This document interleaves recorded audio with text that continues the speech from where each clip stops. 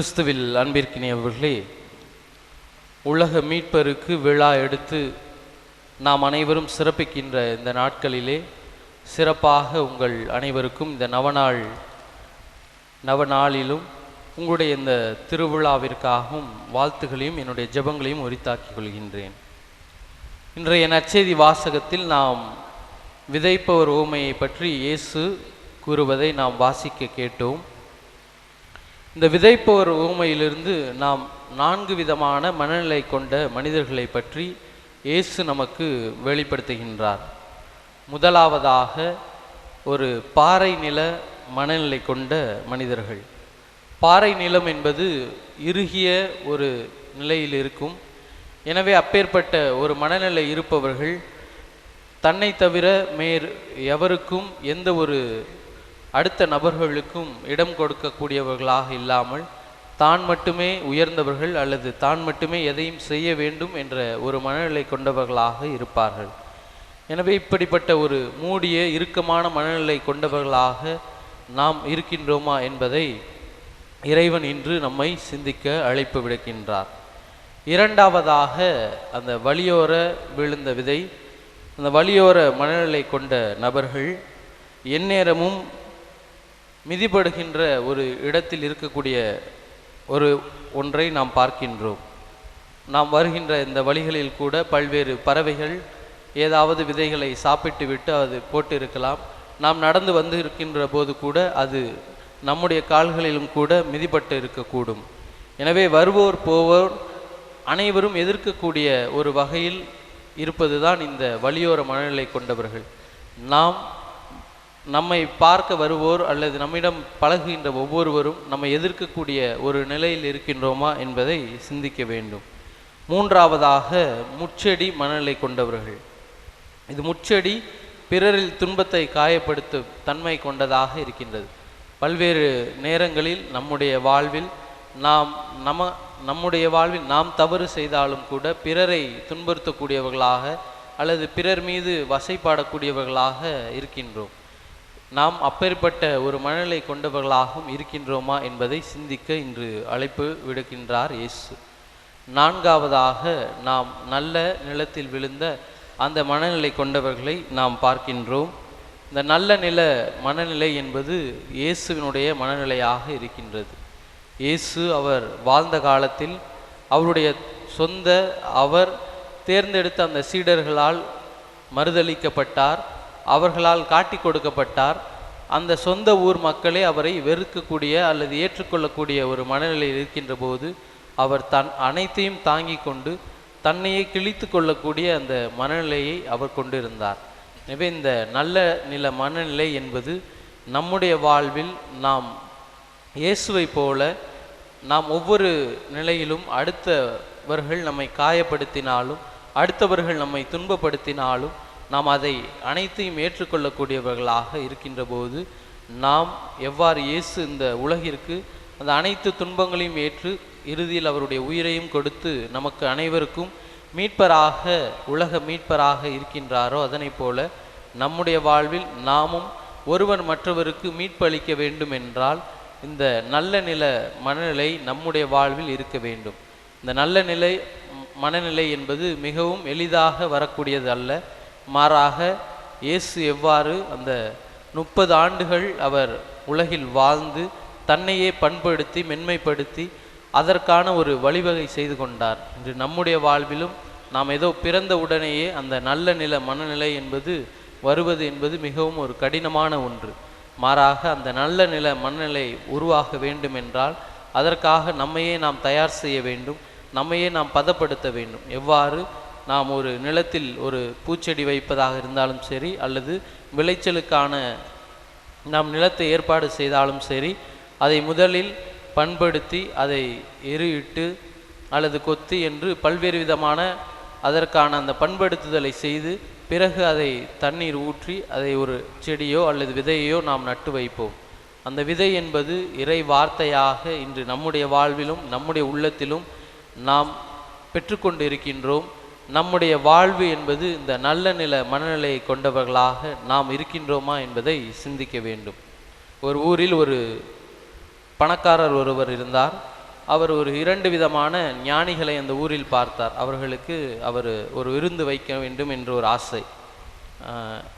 உடனடியாக அவர் ஒரு நாள் அந்த 2 ஞானிகளையும் ஒரே நாளில் தன்னுடைய வீட்டிற்கு அழைத்து, நான் உங்களுக்கு ஒரு விருந்து வைக்க வேண்டும், எனவே என்னுடைய வீட்டிற்கு நீங்கள் அந்த விருந்தாளியாக வந்து நான் கொடுக்கின்ற அந்த விருந்தில் பங்கு கொண்டு என்னை நீங்கள் மகிழ்ச்சிப்படுத்த வேண்டும் என்று கூறினார்.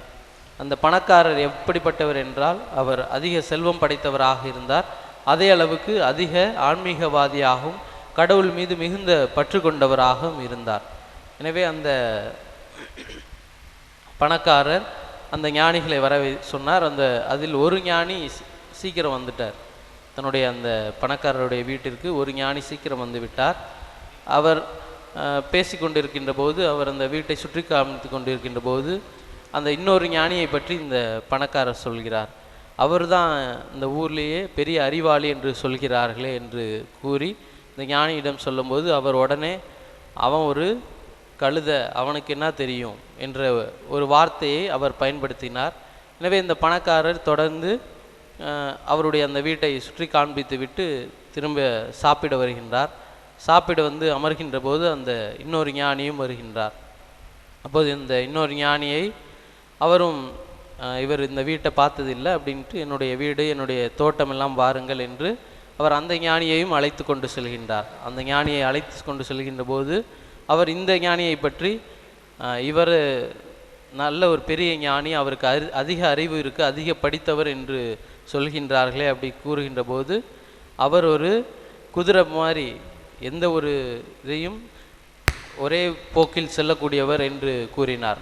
இதை பார்த்த அந்த பணக்காரர், சரி ஐயா அப்படின்ட்டு அவர் தன்னுடைய அந்த விருந்திற்கு அந்த 2 ஞானிகளையும் ஒன்றாக உட்கார வைத்து அவர்களுக்கு ஒரு இலையில் வந்து புண்ணாக்கும், ஒரு இலையில் புல்லையும் வைக்கின்றார். இந்த ஞானிகளுக்கு அதிர்ச்சி. விருந்திற்கு என்று அழைத்து இந்த பணக்காரர் நம்மை அசிங்கப்படுத்துகிறார் என்று. அப்போது அந்த பணக்காரர் அந்த ஞானிகளிடம் சொன்னார், எங்களுடைய ஊரில் வந்து கழுதைக்கும் குதிரைக்கெல்லாம் நாங்கள் புண்ணாக்கு புல்லு தான் வைப்போம் அப்படின்னு சொல்லுகின்ற போது, அவர்களுக்கு அப்போது அந்த ஞானிகளுக்கு புரிந்து கொள்கிறார்கள், நாம் பிறரை பற்றி தவறான ஒரு மனநிலை கொண்டிருக்கக்கூடாது என்று. நம்முடைய வாழ்வில் நாம் மனமாற்றம் என்ற ஒரு மனநிலை பெறுகின்ற போது மட்டும்தான் இந்த நல்ல நிலத்தில் ஊனப்பட்ட விதைக்கப்பட்ட விதைகளாக நம்முடைய வாழ்வில் நம்மால் பலன் தரக்கூடிய வகையில் இருக்க முடியும். இயேசு தன்னையே பல்வேறு விதமான சூழலில் உட்படுத்தினாலும் அவர் இறைவனை விட்டு இடம் மாறி செல்லவில்லை, வழி மாறி செல்லவில்லை. மாறாக இறைவனுடைய பார்வையிலேயே முழுவதுமாக செல்லக்கூடியவராக இருந்தார். இன்று நம்முடைய வாழ்வில் நாமும் பிறருக்கு நல்லது செய்ய வேண்டும் என்றால், பிறருடைய வாழ்வில் நாம் மீட்பை ஏற்படுத்த வேண்டும் என்றால், நாம் மனமாற்றம் என்ற ஒன்று முதல் அடியை எடுத்து வைக்கின்ற போது மட்டும்தான் நம்முடைய வாழ்வில் நம்முடைய மனது இறுக்கமான மனநிலையிலிருந்து ஒரு இலகுவான மனநிலைக்கு செல்லும்.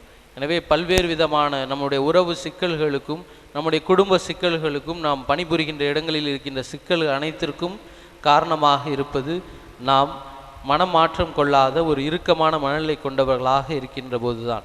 எனவே இயேசுவினுடைய வாழ்வு, அவர் உலக மீட்பராக அவரை நாம் நினைவு கூறுகின்ற இந்த நாட்களிலே அவர் எவ்வாறு பல்வேறு விதமான இறுக்கமான சூழ்நிலைகளுக்கு மக்கள் அவரை ஆழ்த்தினாலும் அவர் தன்னையே முழுமையாக பதப்படுத்தி கொண்டு பண்படுத்தி கொண்டு நமக்காக தன்னுடைய உயிரை கொடுத்தார்.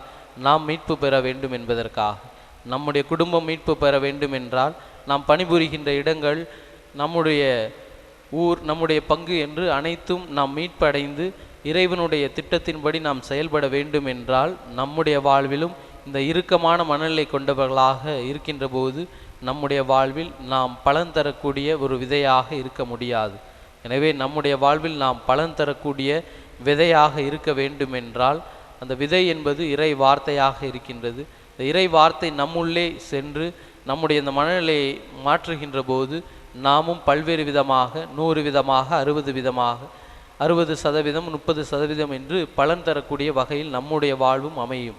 எனவே நாம் பலன் தரக்கூடியவர்களாக இருக்கின்றோமா, அல்லது இந்த பாறை நிலம் போல, அல்லது வழியோர நிலத்தைப் போல, அந்த முச்செடிகளில் இருக்கப்பட்ட நிலத்தைப் போல, விதைகளைப் போல நம்முடைய வாழ்வில் நாம் பிறரை குறை கூறக்கூடியவர்களாகவும், பிறருடைய வாழ்வை கெடுக்கக்கூடியவர்களாகவும், அல்லது பிறரை பற்றி இல்லாதை பொல்லாதை பேசக்கூடியவர்களாக இருக்கின்றோமா என்பதை பல்வேறு நேரங்களில் நாம் சிந்தித்து கொண்டே இருக்க வேண்டும். எனவே நம்முடைய வாழ்வில் நாம் நல்ல நிலத்தில் விழப்பட்ட அந்த விதைகளாக, நல்ல மனநிலை கொண்டவர்களாக, இயேசுவை நம்முடைய வாழ்வில் பிரதிபலிக்கக்கூடியவர்களாக இருக்கின்ற போது நம் உள்ளத்திற்கும் நம்முடைய குடும்பத்திற்கும் நாம் வாழுகின்ற நாம் இருக்கின்ற இடங்கள் அனைத்திற்கும் இறைவனுடைய மீட்பு அருளாக கிடைக்கும் என்பதில் எந்த ஒரு ஐயமும் இல்லை. எனவே அப்பேற்பட்ட ஒரு நல்ல மனநிலை கொண்டவர்களாக நாம் இறுக்கமான மனநிலைகளை விடுத்து நாம் அனைவரையும் ஏற்றுக்கொள்ளக்கூடிய, அனைவருடைய குற்றங்களையும் தாண்டி அவர்களை ஏற்று நாம் மனமாற்றத்திற்கான ஒரு சூழலில் நாம் வாழ்கின்ற போது நம்முடைய வாழ்விலும் நாம் மீட்பை பெற முடியும். எனவே இந்த இயேசு உலகிற்கு எல்லாம் கொடுத்த அந்த மீட்பை நாமும் ஒருவர் மற்றவரோடு அந்த நம்முடைய அன்றாட வாழ்வில் கொடுத்து நாம் நம்முடைய இயேசுவினுடைய அன்பு சீடர்கள் நாம் என்பதை இறைவன் பார்க்கும்படியாகவும் பிற மக்கள் பார்க்கும்படியாகவும் நம்முடைய வாழ்வில் நாம் வாழ அதற்கான அருள் வேண்டி தொடர்ந்து திருப்பலியில் மன்றாடுவோம்.